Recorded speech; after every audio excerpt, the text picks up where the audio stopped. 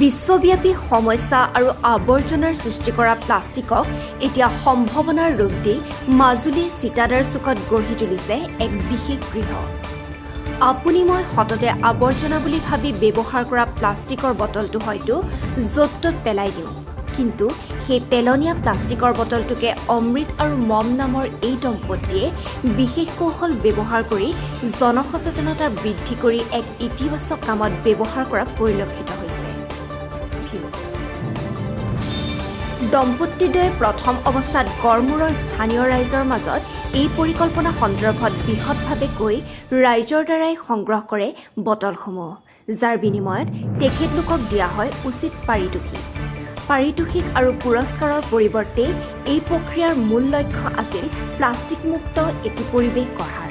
ইতিমধ্যে দম্পতীহালে নিৰ্মাণ কৰা গৃহটি প্ৰায় সম্পূৰ্ণ হৈছে আৰু তেওঁলোকে এই গৃহটিক এখন আকৰ্ষণীয় দোকানৰ ৰূপ দিয়াৰ লক্ষ্য আগত ৰাখিছে।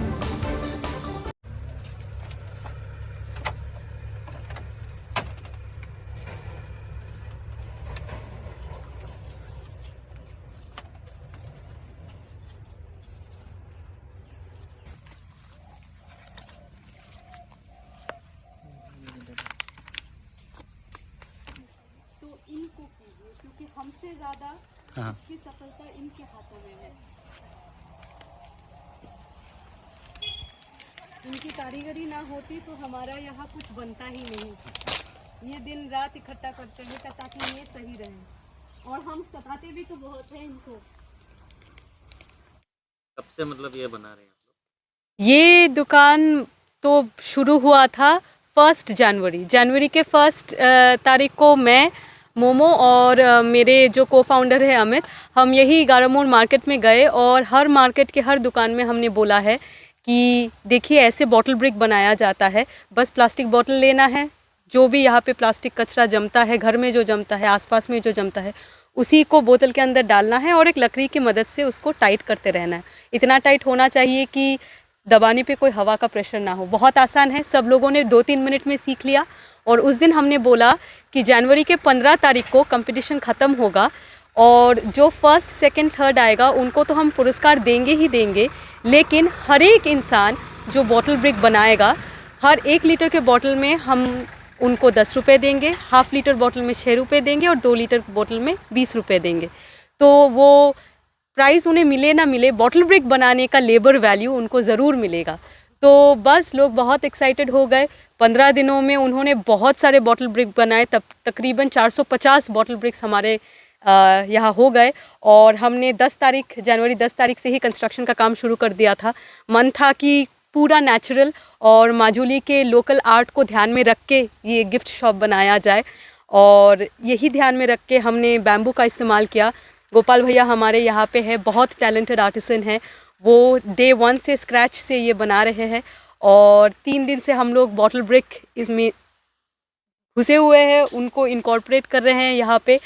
तो इसका बेस स्ट्रक्चर बैम्बू से बनाया हुआ है और वॉल का स्ट्रक्चर वही बॉटल ब्रिक से बनाया हुआ है, जो यहाँ के लोगों ने बड़े प्यार से बनाया है। कितना दिन लगेगा? ये बस आज फाइनल डे है, स्ट्रक्चर पूरा तैयार है और 2 दिन लगेंगे अंदर सजाने को। गिफ्ट शॉप है तो हम इस गिफ्ट शॉप में वो चीज़ रखना चाहते हैं जो माजुली के यहाँ के लोग बनाते हैं। यहाँ पे बैम्बू की कारीगरी बहुत उम्दा होती है, वो चीज़ रखना चाहते हैं, पॉटरी का काम रखना चाहते हैं, थोड़ा मास्क रखना चाहते हैं।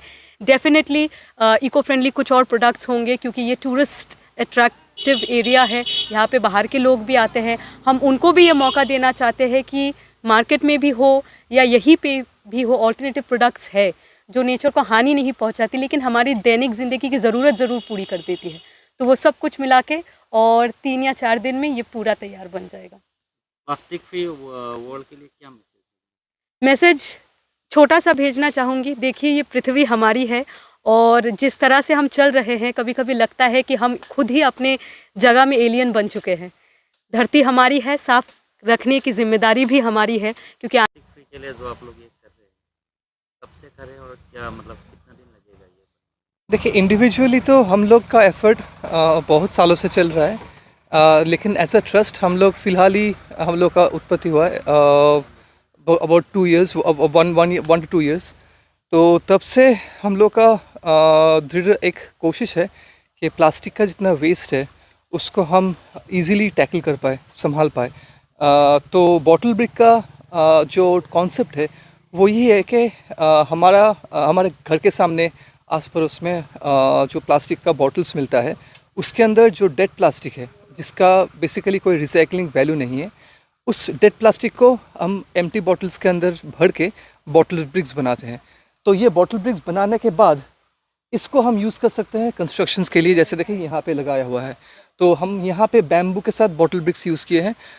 और दूसरी जगह में वी कैन यूज़ वहाँ का जो लोकली प्रोक्योर्ड जो मटेरियल्स है उसके साथ बॉटल ब्रिक्स बना के। इसका सोल्यूशन, इसका जो एडवांटेज यही है कि ये प्लास्टिक जब बॉटल्स के अंदर रहेगा तो ये प्लास्टिक फिर बाहर प्रदूषण नहीं फैलाएगा, फर्स्ट। सेकेंडली ये आपका कंस्ट्रक्शन के काम में लग रहा है तो वो कम्युनिटी वेलफेयर, लोकल वेलफेयर के लिए भी इजी है। और थर्ड है कि ये बहुत स्टर्डी है, तो इसका लॉन्जिविटी बहुत लंबा है। तो ये भी एक बहुत बड़ा एडवांटेज है। कोई एमिशंस नहीं होता है क्योंकि इसमें प्लास्टिक मेल्ट करने का कोई प्रोसेस नहीं है। इजी स्किल्ड है क्योंकि कोई भी इसे बना सकता है। इसके लिए इंफ्रास्ट्रक्चर नहीं ज़रूरत होता है, तो आप इसको किसी गांव में किसी भी जगह इसके इम्प्लीमेंट कर सकते हैं without the necessity of purchasing equipments. Heavy machineries आपको कुछ खरीदने का ज़रूरत नहीं होगा, इन्वेस्टमेंट का कोई ज़रूरत नहीं होगा।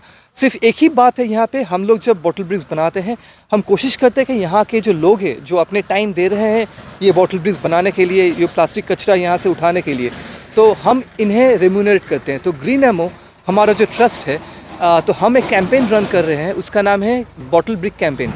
तो पेपर ब्रिक जिसे बोलते हैं हम, तो ये पेपर ब्रिक है कि हर कोई एक बॉटल ब्रिक, एक या अधिक बॉटल ब्रिक के लिए वो स्पॉन्सर कर सकते हैं। आपके दर्शकों में या वाइडर ऑडियंस में जिसे भी चाहिए तो वो सब इसमें इन्वॉल्व हो सकते हैं। जिसके पास टाइम नहीं है इसमें फिजिकल इन्वॉल्व होने के लिए, तो वो बॉटल ब्रिक्स स्पॉन्सर करके हमें हेल्प कर सकते हैं कि हम लोकल लोगों को इससे रेम्यूनरेट कर पाएँ उनके एफर्ट्स के लिए।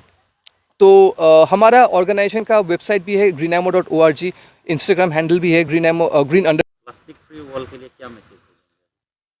प्लास्टिक फ्री वर्ल्ड के लिए तो एक ही मैसेज है कि एक one step at a time.